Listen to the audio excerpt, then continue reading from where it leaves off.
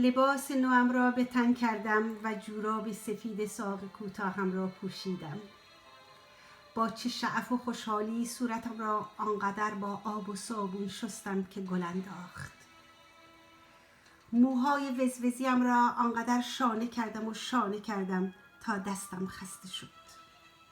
حالا نوبت چیزی بود که دوست داشتم: کفش قرمز حاشیه سفید. آنقدر بندش را کشیدم برای محکم شدن که انگشتانم درد گرفت.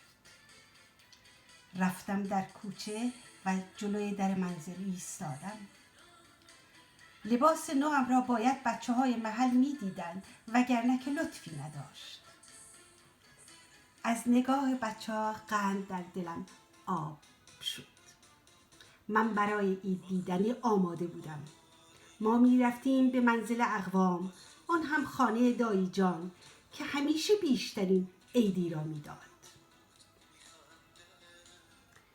امروز هم لباس نو پوشیدم. آری، لباس نو.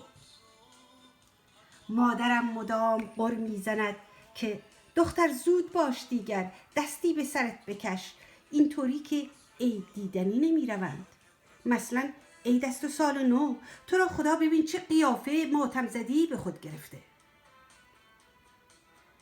خب عید هم آمد و سال نو شد. خانه از تمیزی برق می‌زند. طفلک مادر خودش را کشته تا همه را تمیز کند. همگی تازه دلند و تازه لباس. اما من فقط تازه لباسم. خندت گرفت؟ جدی میگویم، فقط تازه لباس. من دلم تازه نیست و غبار سال کهنه را دارد، زیرا دل من خانه تکانی نکرده است. اگر به خانه دل ما پا می‌گذارید باید ببخشید، زیرا که ما وقت خانه تکانی نداشتیم، مانند سال قبل و هر سال دیگر. شاید سال دیگر عوض کنیم خانه را. آخرین دل موافقت نمی کند.